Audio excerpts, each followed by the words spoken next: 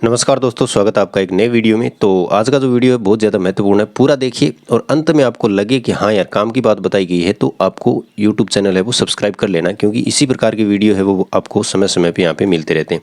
तो चलिए बात को डायरेक्ट ही शुरू कर लेते हैं कि आज का अपना टॉपिक ये है कि ऑनलाइन पढ़े या सेल्फ पढ़े, फ़ायदा किस में है और क्या बेहतर हो सकता है। तो मैं आपको मेरा अनुभव बताऊँगा पिछला, और इसके फ़ायदे में आपको बताऊंगा कि किस में कितना नुकसान है और किस में कितना फ़ायदा है। तो चलिए सबसे पहले बात कर लेते हैं कोचिंग की, कि कोचिंग हमें लेनी चाहिए या नहीं लेनी चाहिए।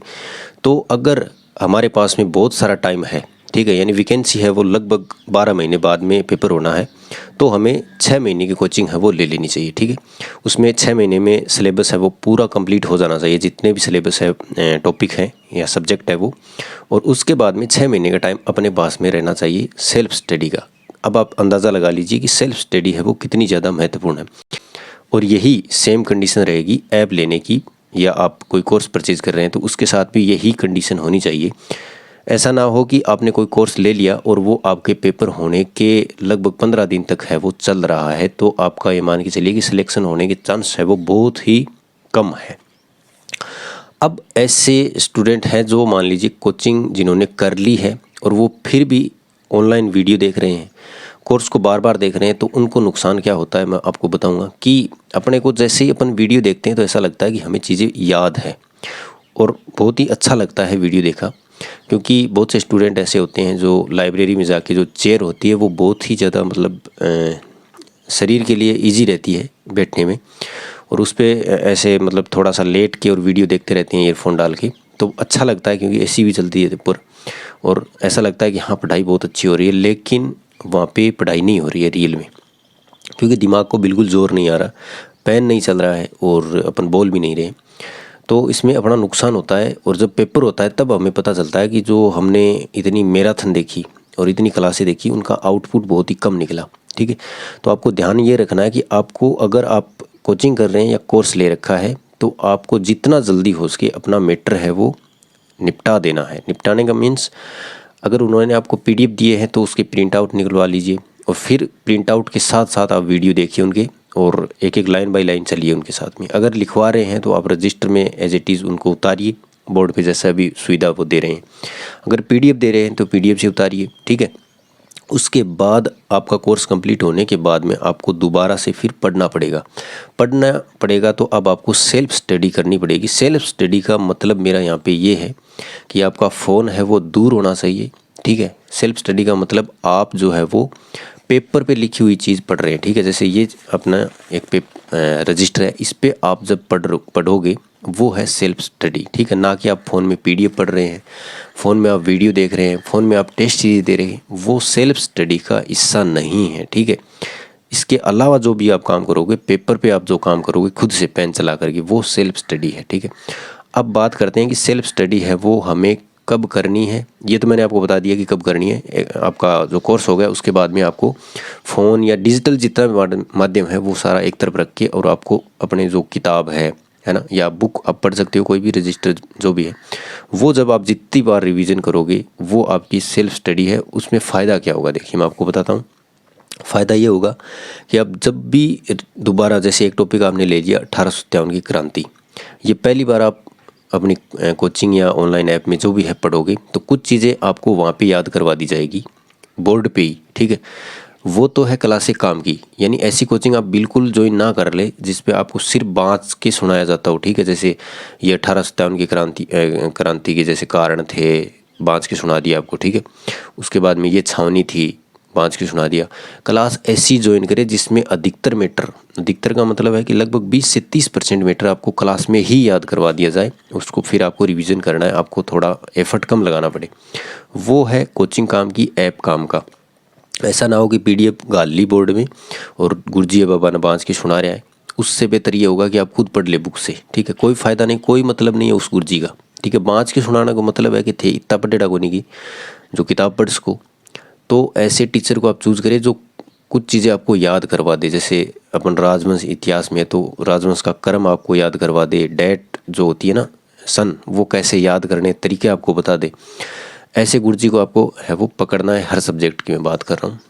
तो अब बात करते हैं ये चीज़ हो गई। थोड़ी सी मैंने एक्स्ट्रा चीज़ें आपको बता दी है कि जो सेल्फ स्टडी है वो सर हम करनी तो पड़ेगी। देखिए इसका कोई ऑप्शन नहीं है, सेल्फ स्टडी करनी ही पड़ेगी, चाहे आप कितनी बड़ी कोचिंग ले लो, ऐप ले लो, आपको लास्ट में तो किताब तो पढ़नी पड़ेगी। था रजिस्टर जो है वो तो पढ़ना पड़ेगा, बैठना पड़ेगा, तभी आपका सिलेक्शन होगा। तो मिनिमम यानी आपको कम से कम है वो कितना रिवीजन जो है वो करना पड़ेगा। तो किसी भी एग्ज़ाम के लिए आपकी जो नोट्स है, बुक है, कम से कम 10 बार आपको पढ़ने ही पड़ेंगे। और अब आप ये चीज़ है वो निर्धारित करें कि मैं क्या पढ़ूं कि मेरा है वो सिलेबस, पूरा सिलेबस जितने भी टॉपिक है वो कम से कम 10 बार है वो पढ़ सकूं अच्छे से।